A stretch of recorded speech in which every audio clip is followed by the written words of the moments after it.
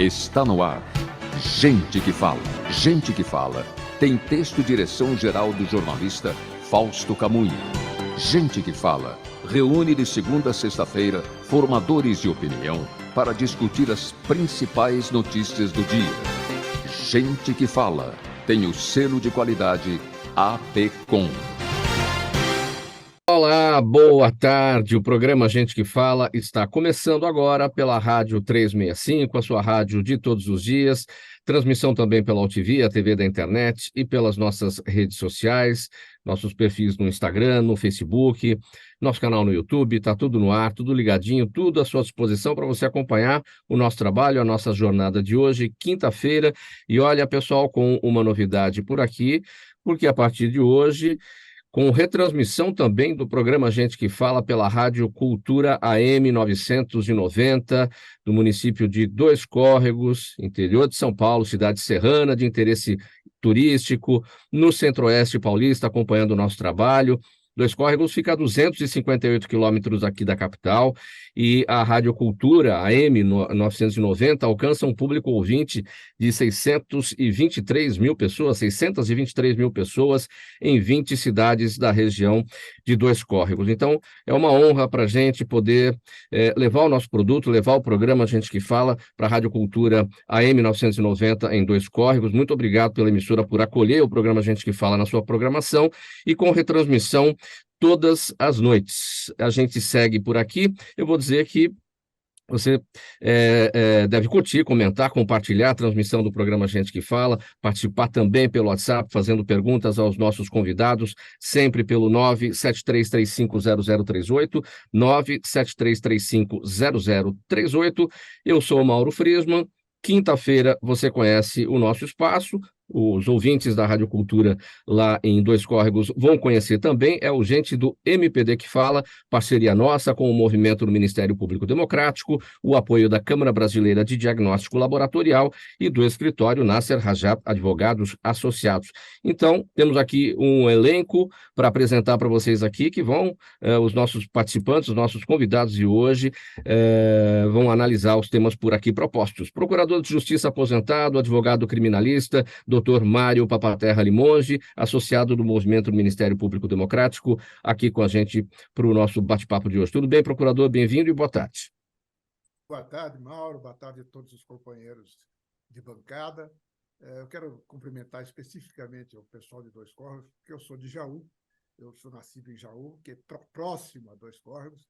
Eu tive um tio, já falecido, que foi promotor em Dois Córregos por alguns anos na década de 50, 60, finais da década de 50, começo de 60, eu era criança, e me lembro bem, né?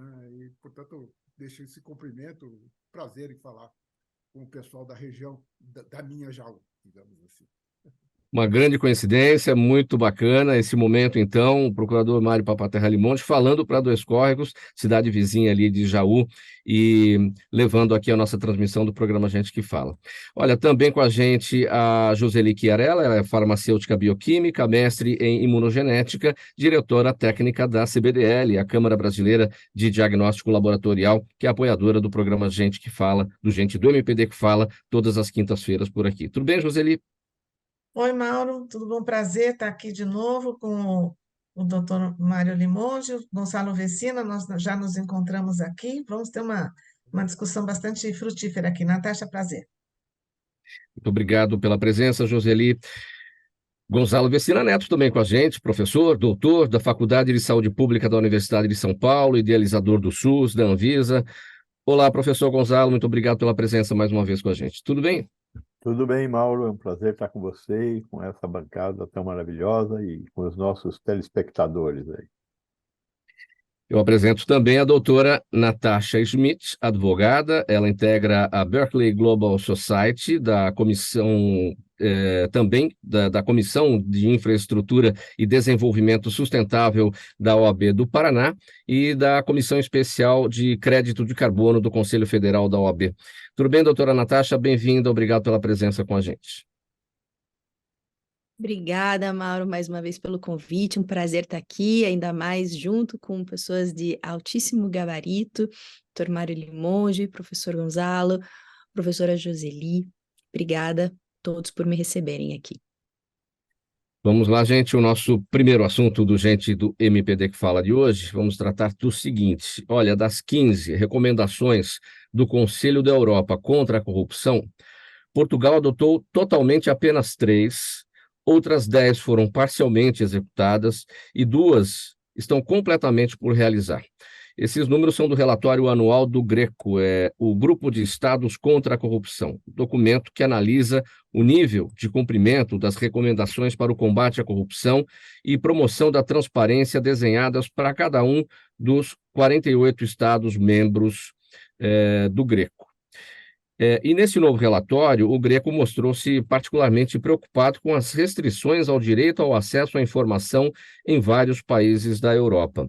Procurador Limões, eu começo com o senhor a respeito deste tema, exatamente sobre o final aqui da nossa nota, o acesso à informação em vários países da Europa, a preocupação do GRECO em relação ao não cumprimento deste ponto. Nesse sentido, aqui no Brasil, a gente já está mais avançado, né? Olha, transparência é algo muito desejado, mas muito pouco alcançado, pouco atingido, porque realmente as regras de transparência, para aqueles que imaginam que possam ser prejudicados com isso, há sempre um movimento contra. Então, se tratando de Europa, surpreende esta observação. Né? Esta observação surpreende e aborrece ao mesmo tempo, né? Porque frequentemente nós somos cobrados e, como você disse, apesar de todos os nossos defeitos, nesse aspecto da transparência, até por uma questão de cobrança, por conta do exagero de corrupção que atingiu a classe política brasileira, na verdade, nós temos um controle de transparência bastante avançado. Eu digo que bastante avançado no sentido de evolução. Claro que há sempre como evoluir. Particularmente com relação a Portugal, nós tivemos há pouco tempo um episódio que ensejou o pedido de demissão do primeiro-ministro. E eu recebi, dentro do Ministério Público Democrático, há muita correspondência com críticas à atuação do próprio Ministério Público de Portugal, e dizendo que o Ministério Público de Portugal quer ser protagonista demais, etc. Como esse filme eu já vi aqui, isto começa a me preocupar. Toda vez que se age de maneira dura, etc., e eu não tenho condições de dizer se o trabalho do Ministério Público de Portugal foi correto ou não. Há notícias de que houve equívoco, inclusive com relação ao nome do primeiro-ministro, mas seja como for, é natural uma reação. Esta reação só pode ser controlada, só pode ser, digamos, questionada com mecanismos de transparência que sejam cumpridos. É o que se espera. Doutora Natasha, sua avaliação sobre esse nosso primeiro tema, então, a avaliação das medidas adotadas contra a corrupção em Portugal. Esses dados surpreendem, porque a gente sempre olha para o nosso cenário aqui, claro, muita coisa a ser feita em termos de transparência, em termos de combate à corrupção, mas a gente, quando olha lá para fora, a gente imagina um estado mais avançado aí nesse trabalho. E não é bem o que os números nos apontam, pelo menos em relação a Portugal. Mauro, surpreende sim, e vou pegar a carona aqui do que o Dr. Mário Limões falou, surpreende por ser principalmente a Europa. Na Europa é da onde nasceu a agenda de ONU, a agenda das Nações Unidas em relação ao desenvolvimento sustentável, o tanto que corrupção está conectada com o desenvolvimento sustentável.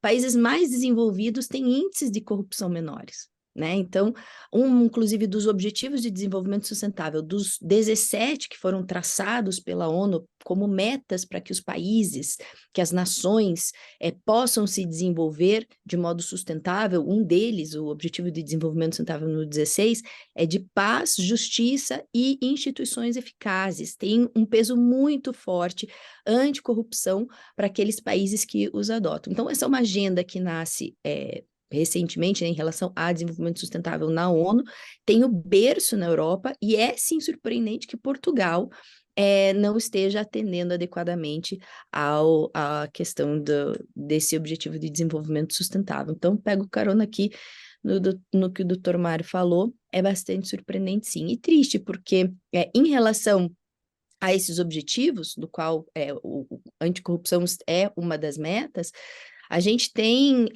metas para serem alcançadas até 2030, Agenda 2030 da ONU. Então, o correto seria que todos os países estivessem correndo, né, para alcance dessas metas, mas o quanto de bloqueio, o quanto de barreira a gente ainda tem. Então, realmente também fico bastante surpresa com isso. Joseli Chiarella, você compartilha do entendimento da doutora Natasha, do doutor Limonge em relação a essas análises, olhando especificamente para o setor da saúde, que é um setor que vira e mexe, a gente também olha aí esses problemas relacionados com licitações e corrupções, enfim. Bom, a gente tende a enxergar Portugal como o Brasil na Europa, muitas vezes, né? Então, a gente tem anseios de equivalência, né? E estamos melhor na fita do que está Portugal. Agora, eu dei uma olhadinha no relatório, essa situação de Portugal, ela não apareceu agora. Nos últimos 10 anos, vem vindo esse não cumprimento aí as recomendações, né? Então, aqui a gente tem um histórico, e aí eu fico me perguntando, com essa relação transparência e corrupção, a gente tem países que são sempre muito exitosos e países que nunca atingem um valor mediano ou significativo, e aí vamos colocar Brasil e Portugal na mesma história.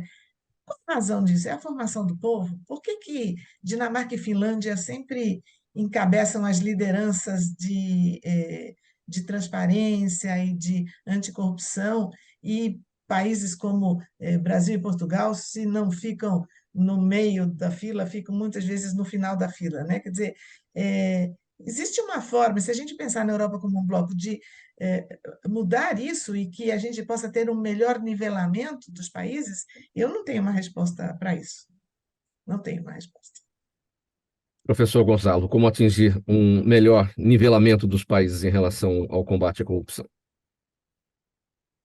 Veja, eu acho que o preço da democracia, o preço da transparência do que nós estamos falando aí é a eterna vigilância. Sempre que a gente esmorecer, nós vamos ter uma resposta diferente. O que aconteceu em Portugal é que esmoreceram.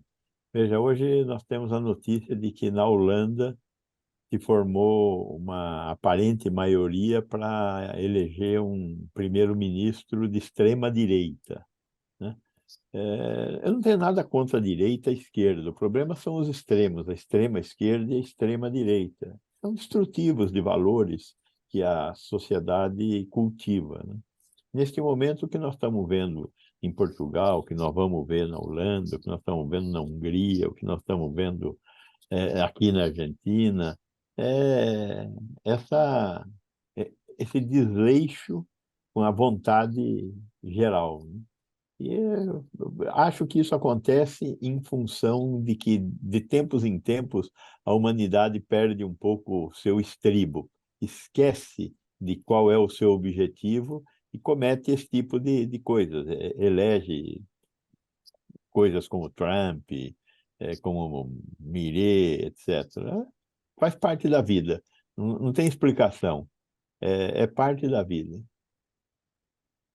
Muito bem, vamos seguir aqui com o próximo tema, nessa edição do programa Gente que Fala. Quinta-feira por aqui sempre é o Gente do MPD que Fala, parceria nossa com o movimento do Ministério Público Democrático, o apoio da Câmara Brasileira de Diagnóstico Laboratorial, do escritório Nasser Rajab Advogados, também tudo pela Rádio 365, a sua rádio de todos os dias, pela OTV, a TV da internet, pelos nossos perfis na internet, o Instagram, o Facebook, nosso canal no YouTube, e hoje com essa novidade, transmitindo também à noite para a Rádio Cultura AM 990, em Dois Córregos, no interior de São Paulo. Próximo assunto, então, olha, no domingo, gente, no Rio de Janeiro, aquela tragédia que a gente observou, a gente conheceu, Criminosos que tinham acabado de sair da prisão assaltaram e mataram a facadas um fã da cantora Taylor Swift. Ele estava na cidade lá para assistir ao show da cantora. E é o Gabriel Mongenor, 25 anos. Ele estava em companhia de um grupo de amigos em Copacabana, quando foi abordado por 3 homens, anunciaram um assalto. Ele não reagiu, mesmo assim foi esfaqueado. Doutor Limonge, procurador Limonge, o que esse episódio nos revela, hein? Ela, em primeiro lugar, que a violência no Rio de Janeiro, como de resto nas grandes cidades do Brasil, está sem controle, né, infelizmente. E a discussão que se coloca agora, pelo menos é o que eu tenho visto na imprensa, é a questão que os autores desta barbaridade tinham sido postos em liberdade. E pouco se fala sobre em que circunstâncias eles obtiveram a liberdade. Se era progressão de regime, se era uma liberdade condicional, enfim. O que se fala, o que se critica, sobretudo aquelas vozes mais conservadoras, é de que o sistema penitenciário brasileiro permite isso, que qualquer pessoa, embora condenada, possa estar na rua, etc. Bom, aqui cabe 2 observações. Primeiro, nosso sistema penitenciário ele não pode prescindir da progressão de regime, por uma questão muito simples, ele estoura. Se não houver progressão de regime, se não houver esta periodicidade de saídas, nós não conseguimos controlar o sistema penitenciário. O episódio do 111 do Carandiru se repetirá eternamente, porque haverá um momento em que vai haver rebeliões, nosso sistema não combate adequadamente rebeliões, não temos técnica para isso. Então, o sistema da progressão de pena, ele é criticável, sim, mas ele é absolutamente necessário. Esse é o primeiro ponto. O segundo ponto é verificar em que circunstâncias esses rapazes, esses autores desta barbaridade, foram colocados em liberdade. O sistema progressivo de pena, eu repito, ele não é um mal em si. Agora, é preciso, definitivamente, verificar se algumas pessoas podem ou não progredir. Né? As notícias dão conta de um assassinato com 27 facadas ou não sei quantos golpes de arma branca em plena praia. Tal sorte que se imagina que esses indivíduos que foram postos em liberdade não haviam cessado a sua periculosidade. E se não fosse pelo cumprimento integral da pena, as notícias não me dão conta. Sinceramente, eu ignoro se essas pessoas tinham sido postas em liberdade porque cumpriram a integralidade da pena ou se estavam em progressão de pena, se estavam em saída. Saída não, porque não havia feriado que permitisse essa saída temporária. Se, eventualmente, essas pessoas foram postas em liberdade por progressão de pena, claro que houve uma precipitação, evidente a precipitação. E cabe aqui uma discussão. O sistema progressivo, que é, repito, necessário, sob pena de você implodir o sistema penitenciário, ele precisa ser aperfeiçoado. Primeiro, uma análise de periculosidade de presos, que não é feita. Ela é feita de maneira absolutamente amadora e absolutamente, digamos, burocrática.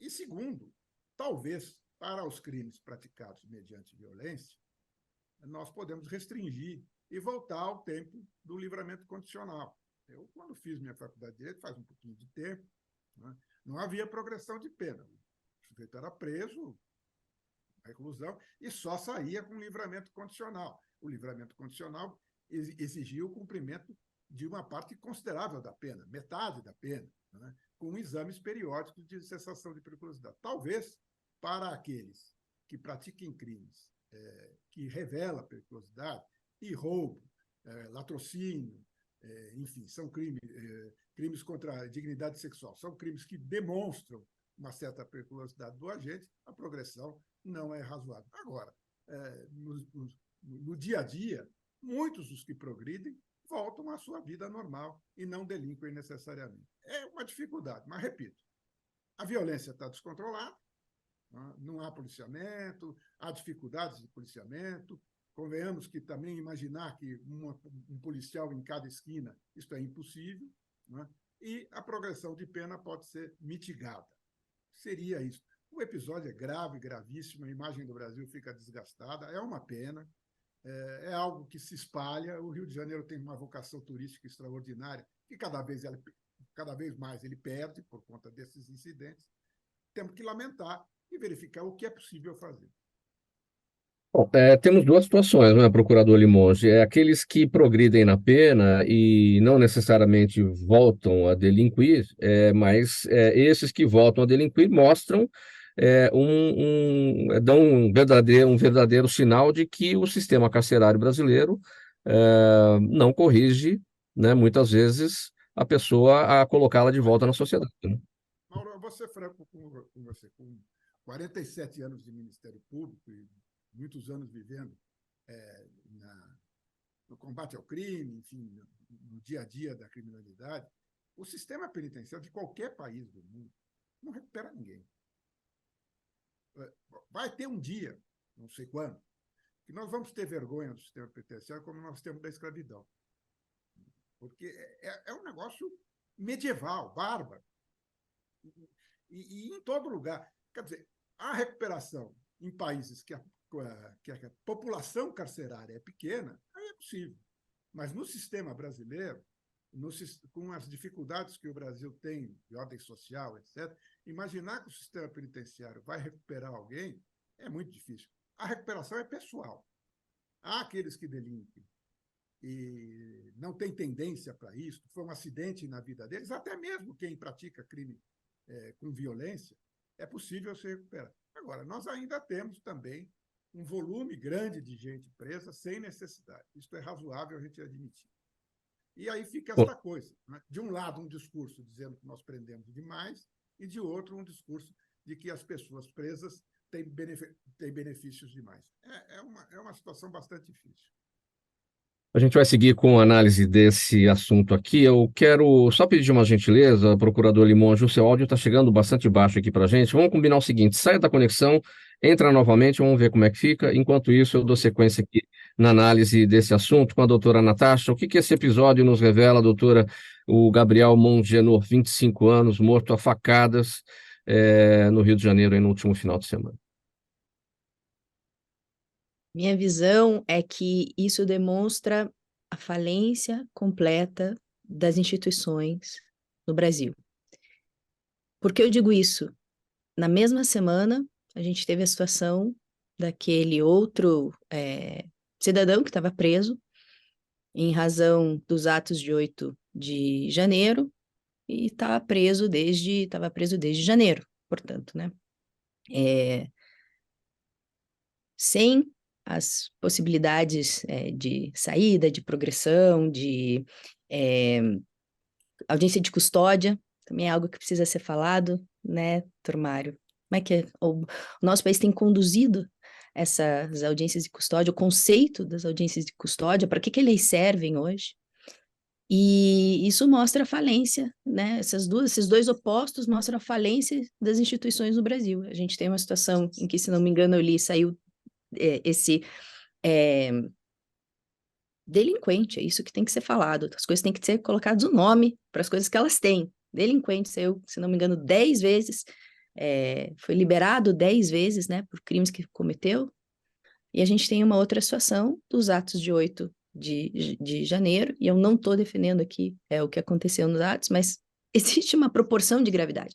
Em que momento que a gente deixou de observar a justiça das coisas para passar a analisar questões formais de saída, o quanto que a lei passa a parametrizar, né, a nossa justiça, e a gente deixou de ter a análise material do que é a justiça. Faz sentido esses dois opostos no nosso país?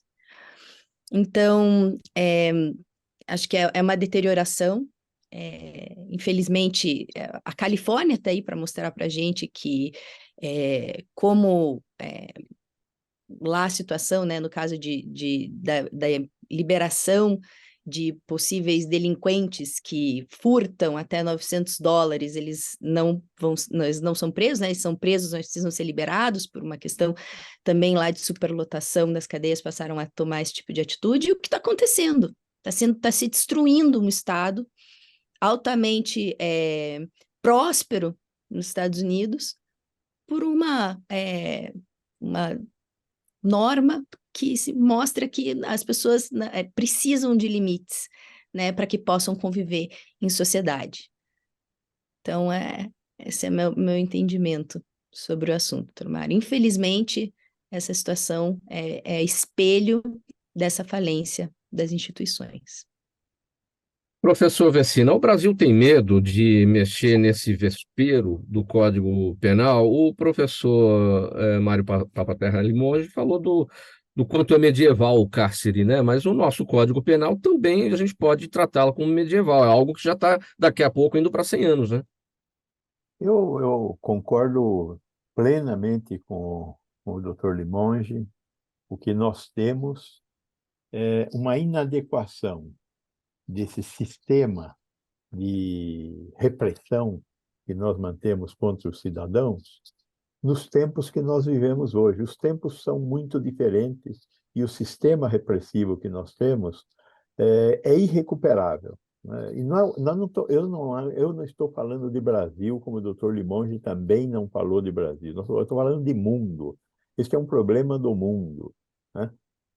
Nos envergonharemos, sim, de ter um sistema prisional como esse, como nos envergonhamos de ter tido a escravidão, que foi universal. Todos os países do mundo praticaram a escravidão, e desde sempre, não é de vez em quando, desde sempre. Então, nós temos que repensar essa questão da prisão e da prisão como instrumento de recuperação, da mesma forma que também temos que repensar esse negócio de assassinar pessoas, criminosos, etc. Então, temos que repensar as penas, temos que repensar o sistema prisional. O sistema prisional brasileiro é o terceiro que mais aprisiona a gente no mundo. E qual é a consequência disso? Mais gente sendo formada no crime. A repressão a coisas como a droga, por exemplo. O que nos está levando à repressão às drogas? Está nos levando a uma população carcerária infinita. Então, o caminho está errado. Eu acho que não se trata de uma falência da sociedade, se trata de uma falência de um caminho que o mundo, não é o Brasil, o mundo escolheu, está errado e está na hora de repensar esse caminho. O que fazer com as pessoas que não aceitam as regras que são universais dentro de uma sociedade? Se a solução para isso é prisão, nós caminhamos para a barbárie. Joseli Chiarella, sua percepção sobre esse tema. Bom, eu acho que eu concordo com o que todos falaram. A gente tem um problema que não é só aqui no Brasil, mas, de alguma forma, a gente vê que aqui no Brasil também isso não é tão uniforme. Quer dizer, a situação de violência no Rio de Janeiro, ela é uma crescente incontrolável, aparentemente. Outros estados também. A gente tem, por exemplo, a Bahia, é um estado que tem aumentado muito os índices de violência, e aqui, alguns de nós estamos em São Paulo, né? São Paulo, não estamos perto do paraíso, absolutamente, mas temos uma situação um pouquinho melhor do que outros países. Então, neste repensar, eu acho que tem que repensar o sistema judiciário, o sistema das condutas, a questão da educação. Acho que a gente tem muita coisa para repensar, porque é imperativo que alguma mudança ocorra, porque nós não sabemos onde nós vamos parar com isso. Programa Gente que Fala por aqui, edição de quinta-feira, sempre o Gente do MPD que fala, parceria nossa com o movimento do Ministério Público Democrático, o apoio da Câmara Brasileira de Diagnóstico Laboratorial e do escritório Nasser Rajab Advogados Associados. Nós vamos passar para o próximo tema aqui. Olha, gente, para marcar a Semana Mundial de Conscientização sobre a Resistência aos Antimicrobianos de 2023, a Anvisa está promovendo o Podasp. É um podcast que reúne uma série de entrevistas com especialistas no assunto em diversas áreas. Ele foi idealizado para divulgar informações relacionadas à resistência aos antimicrobianos para profissionais da saúde humana e animal e também para a sociedade. Em 2023, em razão do agravamento do problema, especialmente após a pandemia da Covid-19, a Organização Mundial da Saúde ampliou a campanha que traz o tema Prevenindo Juntos a Resistência aos Antimicrobianos. Joseli Chiarella, a gente está falando de antibióticos, né? O antibiótico, ele é o específico para a bactéria, mas o antimicrobiano é mais do que isso. Ele é um medicamento contra as bactérias e outros micro-organismos. Mas estamos falando de antibióticos, certo? Nós estamos falando de antibióticos, de antivirais, antifúngicos, anti várias coisas.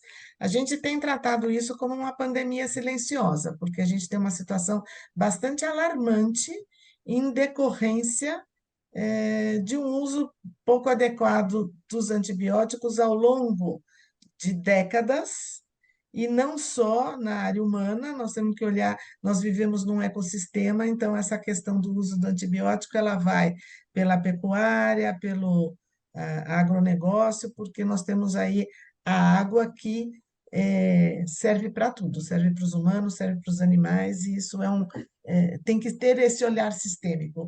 Então, trazendo para a área da saúde, que nós falamos anteriormente dos outros assuntos, nós temos um problema global. O enfrentamento disso tem que ser global. Ações dissociadas, elas podem ter algum efeito pontual, mas isto é uma ação. Então, a Anvisa está, o doutor Gonçalo Vecina poderá falar com mais propriedade, encampando algo que está sendo feito pela Organização Mundial de Saúde, porque nós temos que ter uma ação mundial de controle. Então, sempre que eu falo desse assunto, eu digo, aqui no Brasil, nós temos uma situação que já é melhor do que já foi. De alguns anos para cá, acho que 13 anos, se eu não estou enganada, a gente precisa de prescrição para comprar antibiótico na farmácia, porque antigamente, eu tinha uma dor de garganta, eu tomo aí, eu não sei mais nome dos antibióticos. Eu fui farmacêutica um dia, né? Então, assim, não, isso aí só para com antibiótico, então a gente tem o uso de antibiótico indiscriminado para as questões de infecções urinárias, para as infecções de garganta, para aquela criança que chega febril no pronto-socorro e não é feita uma distinção se ele tem uma infecção bacteriana ou viral. Então, esta é uma semana para chamar atenção. Para a população de maneira geral, se a gente não explicar que se eu tenho uma dor de garganta, não obrigatoriamente eu preciso de antibiótico, a população não sabe. A população acha que antibiótico é o remédio para todos os males, né? E a consequência disso. Então, o estimado pela Organização Mundial da Saúde é um aumento de mortes bastante significativo a partir de 2050. E daí a gente fala assim, esse problema não está aqui na minha casa, esse problema está fora da minha casa. Mas imagina uma situação no TI que eu tenho um paciente que tem uma cepa dessas multiresistentes. Não há o que fazer, eu não tenho como tratar esse paciente.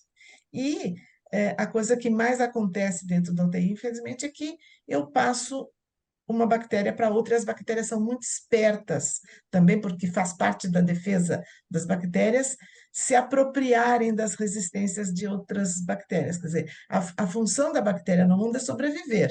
E um dos mecanismos desse, ela fala, olha, me empresta aí o seu mecanismo de resistência.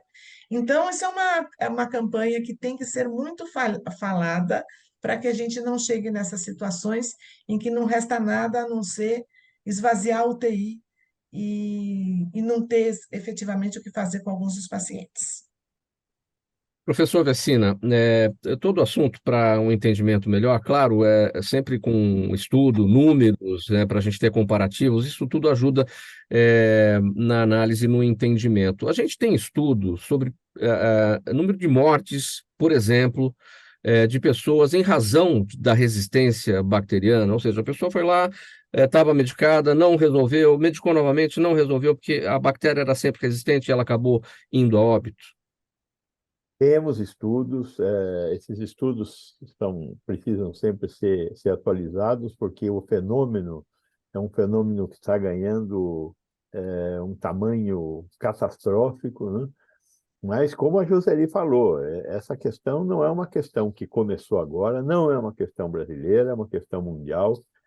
Aí, por volta da década de 50, 60, muita gente estava comemorando, acabou a doença infecto-contagiosa, porque nós temos os antibióticos, né? Então, além da penicilina, várias outras famílias foram descobertas aí a partir dos anos 50 e aí, de fato, houve uma euforia. Mas, da onde vem a resistência ao microbiano? A resistência ao microbiano primeiro vem da criação de carne.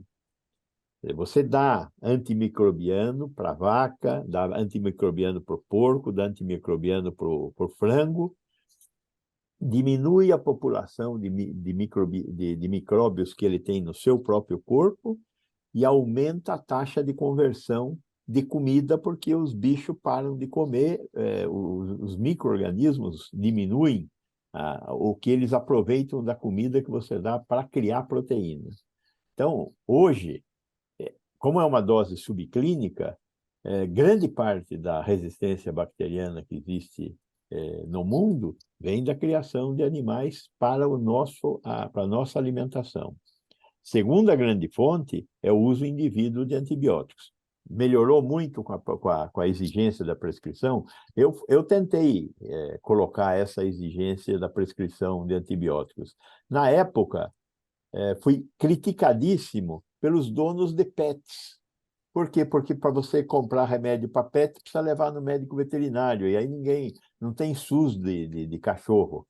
E aí vetaram. Mais à frente, o Dirceu conseguiu finalmente passar essa proposta de que antibiótico só com prescrição. E antibiótico só com prescrição que tem que ser tomado durante o período prescrito.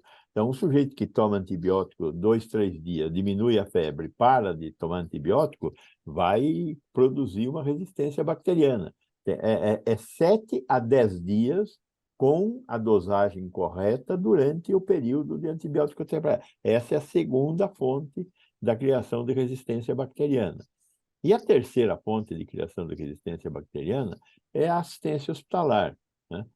É no hospital que tudo se encontra.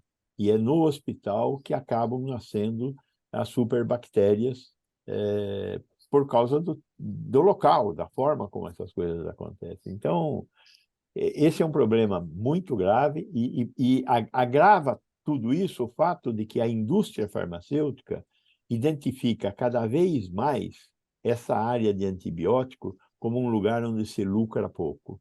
Então, está havendo pouco investimento em desenvolver novos antibióticos. E aí, o futuro que nós temos é um futuro bastante preocupante, porque nós precisamos de antimicrobianos para tratar dessas doenças, não há dúvida nenhuma, vamos continuar precisando. Mas teríamos que mexer na agricultura, esse é o pedaço mais complicado, né? E mexer no acesso a antibióticos no comércio em geral. No segundo ponto que o senhor salientou, professor Vecina, tem muita gente que pensa assim, vai ao médico, o médico prescreve o antibiótico e diz, ó, você tem que ir até o fim, porque antibiótico, você tem que fazer o tratamento do começo ao fim. Aí o antibiótico é caro, ele vê lá, precisa tomar 2 semanas, 14 dias, eu vou comprar lá uma para 7. Se melhorar, eu tomo e paro, enfim. Então tem um papel do profissional médico, né, de fazer cada vez mais o alerta em relação à necessidade de ir até o fim, porque senão a pessoa vai ficar resistente enfim, o problema vai continuar, né? Sem dúvida, esse é um problema importantíssimo. Nós temos que... o pessoal tem que ser mais instruído para evitar a possibilidade dessa disseminação.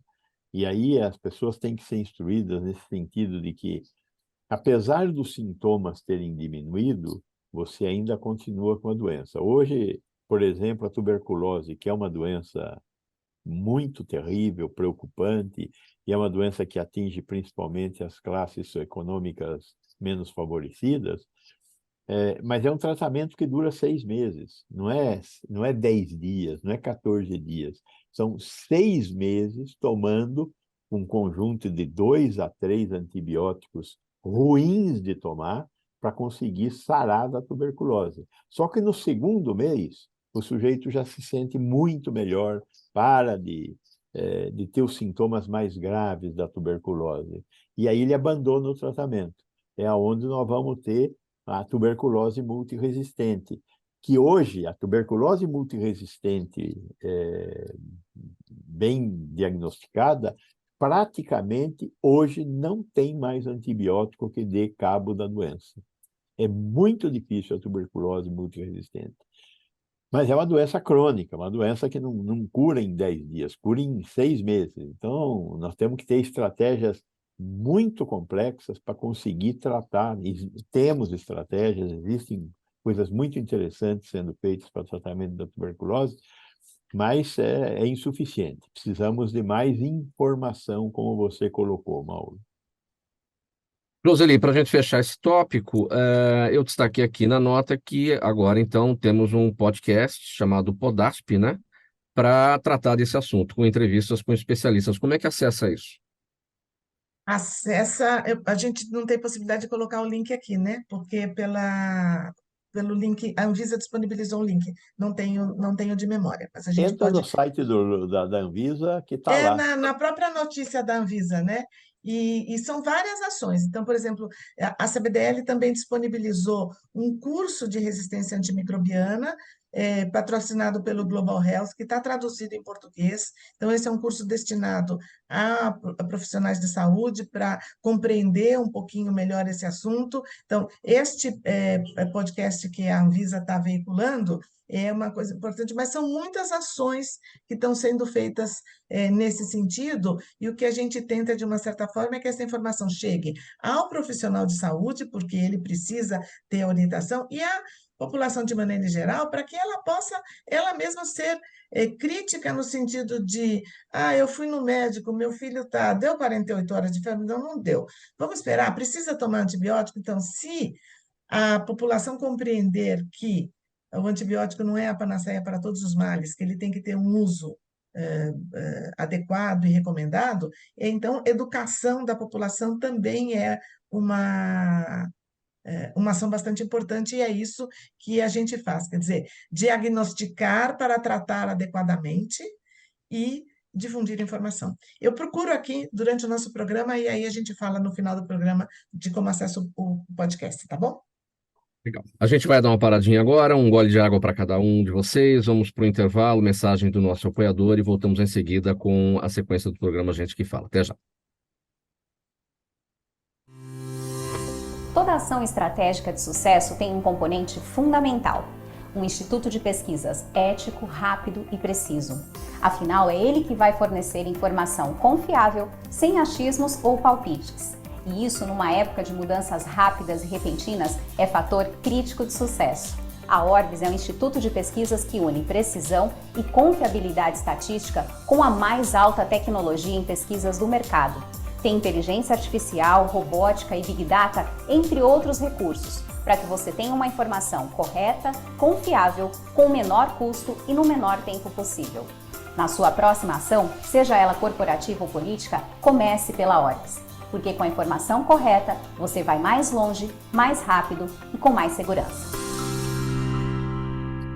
O programa Gente que Fala, edição de quinta-feira, o Gente do MPD que Fala, parceria nossa com o Movimento do Ministério Público Democrático, o apoio da Câmara Brasileira de Diagnóstico Laboratorial e do escritório Nasser Rajab Advogados Associados. Tudo pela Rádio 365, sua rádio de todos os dias, também pela Altivia, TV da internet, e pelas nossas redes sociais, Instagram, Facebook, nosso canal no YouTube, e hoje, a partir de hoje, com transmissão à noite pela Rádio Cultura AM 990, de Dois Córregos, cidade do interior de São Paulo.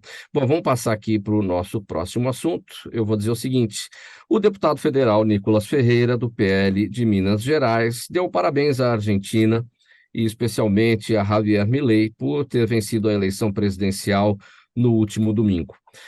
O parlamentar aproveitou o antigo Twitter para provocar a primeira-dama Janja da Silva, que tinha publicado um trocadilho com a palavra massa, demonstrando apoio ao candidato de esquerda Sérgio Massa. Aí, na postagem, a primeira-dama usou uma ilustração em que a personagem Mônica aparece abraçando a Mafalda.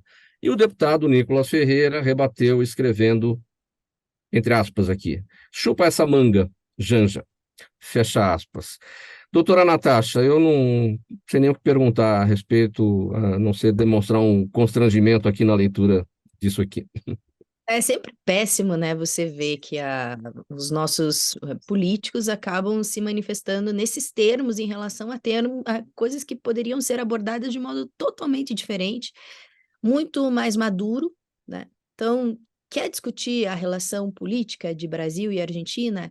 Claro que a gente precisa discutir, e o fórum adequado para discutir isso, principalmente a política, né? São os nossos deputados que estão lá fazendo análise, por exemplo, né, da viabilidade, análise da, da possibilidade do Brasil aprovar o empréstimo recente aí de US$ 1 bilhão de dólares pela via do Banco de Desenvolvimento para a América Latina, o CAF.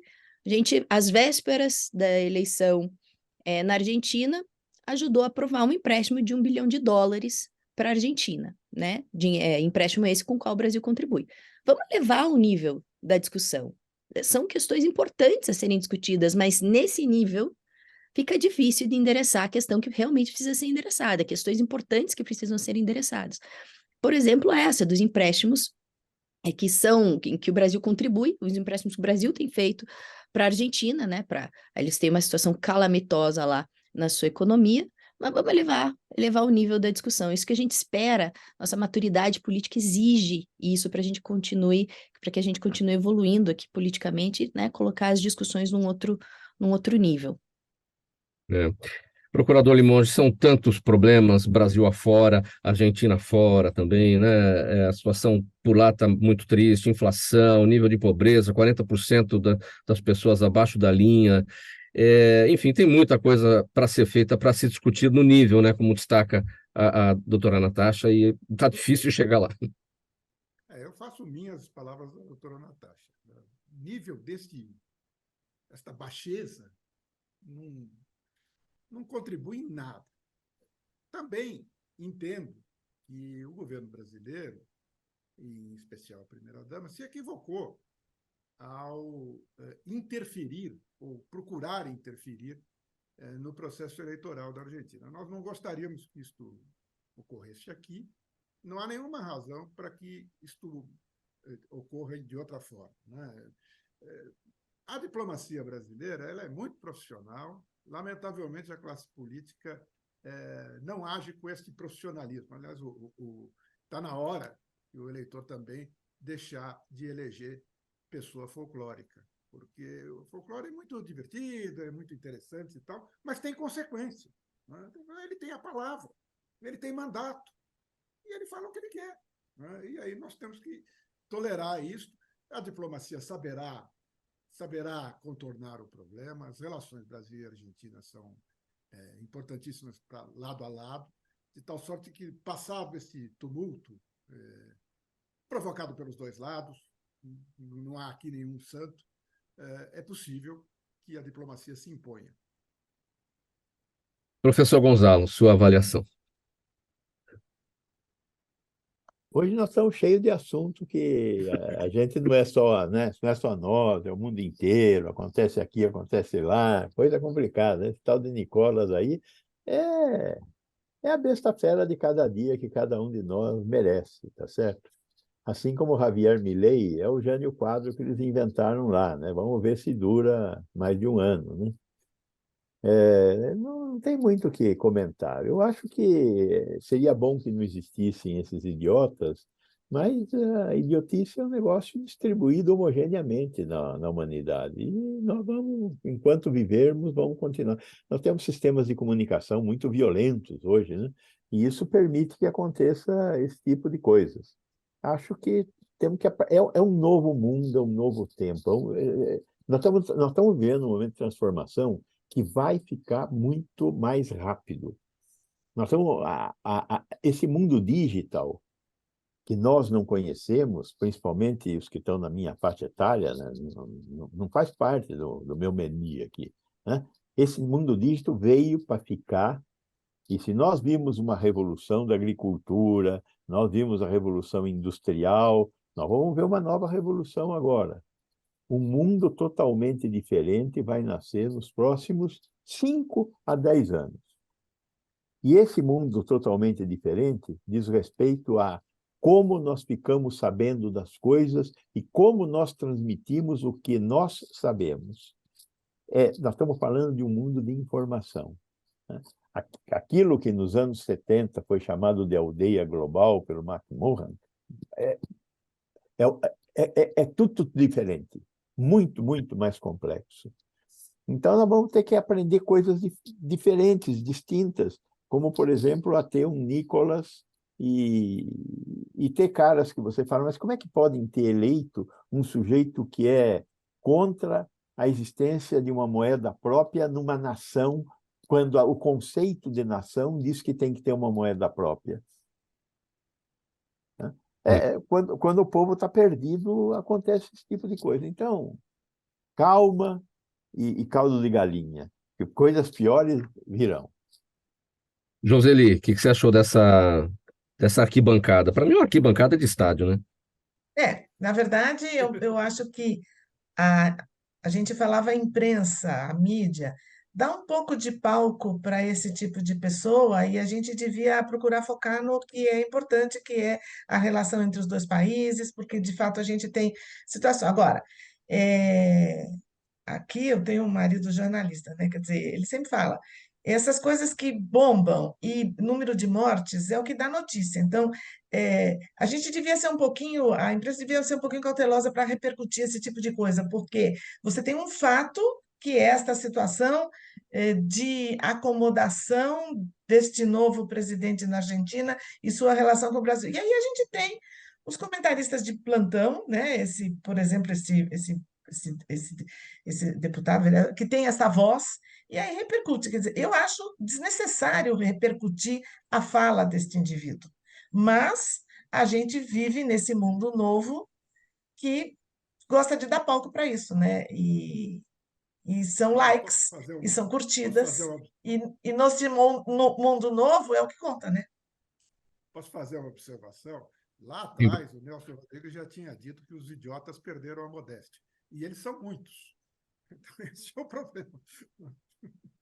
Mário, bem nessa pegada eu também ia dizer, a gente acaba focando aqui, né, no Nicolas, porque, enfim, falou, e também não é a primeira vez que se expressa desse jeito, mas quantos tem, né? E isso em todos os aspectos políticos. A gente está falando do Nicolas aqui, mas quantas vezes a gente já não viu o deputado André Janones indo para a mesma linha? Então, parece que vira um ringue, né, para ver quem chama mais atenção, qual espectro político chama mais atenção, no melhor meme, na melhor tweetada, no maior número de likes. Então, infelizmente, esse tipo de postura não tem muito espectro político, né? Tem cada um querendo ali mais likes. Infelizmente, tem muito disso e realmente tem muito idiota de plantão por aí. Bom, gente, vamos para o próximo assunto aqui do programa Gente que Fala, edição de quinta-feira, gente do MPD que Fala, parceria nossa com o Movimento do Ministério Público Democrático, o apoio da Câmara Brasileira de Diagnóstico Laboratorial e do escritório Nasser Rajab Advogados Associados. É o último assunto do programa. Levantamento realizado pela Atricom, a Associação dos Membros dos Tribunais de Contas do Brasil, e antecipado ao Poder 360, mostra que o índice de transparência dos portais públicos brasileiros é de 57,92%. O nível é considerado intermediário. Os portais dos Tribunais de Contas apresentam 90,42% de transparência, seguidos pelos sites do Ministério ou dos Ministérios Públicos, depois dos Judiciários, das Defensorias Públicas, dos Executivos e dos Legislativos. Doutora Natasha, sua avaliação, a gente tratou disso aqui no Gente do MPD que Fala da semana passada, com o procurador de contas lá do TCU, o procurador Júlio Marcelo, e eu perguntei para ele sobre o seguinte: o legislativo está em último lugar aqui, 55,37%, está um pouco abaixo do nível intermediário que se considera a transparência dos portais públicos brasileiros. E o Ministério Público está lá na ponta, em primeiro lugar, né? E eu fiz a pergunta em relação aos legislativos porque os tribunais de contas dos estados, eles são braços auxiliares das assembleias legislativas para o controle de contas. O que acontece que justamente o legislativo, que tem nos tribunais de contas esse apoio para fazer as análises das contas dos seus executivos, né, nos respectivos estados, está em último lugar na fila, hein? Então, ontem eu tive num evento que essa questão de transparência, ela está muito conectada com uma das pautas que eu mais tenho atuado, que é a pauta da agenda ESG, da agenda de sustentabilidade, que é um novo movimento do mundo, né, junto com a questão de sociedade de informação, que o professor Gonzalo falou, né, que vai ser aí a nossa nova... enfim, o nosso novo meio de ver o mundo, a questão de dados, né? A sociedade mais rica vai ser a sociedade que mais processa dados, mais consegue ter informação de dados. Foi uma lembrança aqui, uma fala fantástica do professor Gonzalo. E essa agenda caminha junto com essa agenda ESG. E transparência tem tudo a ver com isso, né? E nesse evento de ontem a gente está falando de como o poder público consegue contribuir dentro dessa agenda ESG, no G de governança, que tem muito da transparência.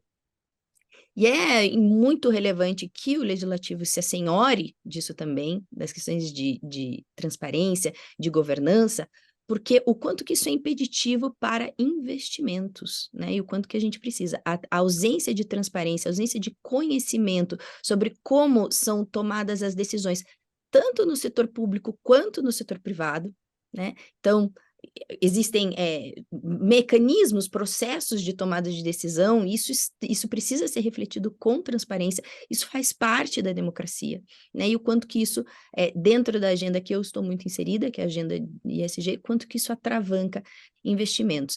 Então, é sim muito sensível, os tribunais de contas têm tido um papel muito relevante, né? São assim, eu trabalhei já no poder público, trabalhei no governo federal e sei da importância do Tribunal de Contas nessa frente de cobrar transparência, de cobrar decisões, de entender como é que foram as tomadas de decisão, porque é uma régua importante, não pode ficar solto, né? Até a gente adquirir uma maturidade, e mesmo no momento em que no Brasil a gente consiga adquirir essa maturidade, os tribunais de contas vão continuar sendo extremamente relevantes, mas esse olho, né, de gavião dos tribunais de contas, apesar de fazerem parte do legislativo, né, como ele é importante para essa transparência que a gente precisa tanto para o nosso sistema democrático aqui. O mesmo questionamento, procurador Limonge, e vamos considerar, então, os ministérios públicos, né, que está lá na ponta, lá em cima, 85,68% de nível de transparência, bem acima da média, que é de 57,92%. Problemas com seu áudio, procurador. Tal seria se não fosse, né? Tal seria se não fosse. O Ministério Público aponta tanto o dedo, tem que ter o dedo limpo. Isto claro. É uma condição sine qua non, não se pode trabalhar.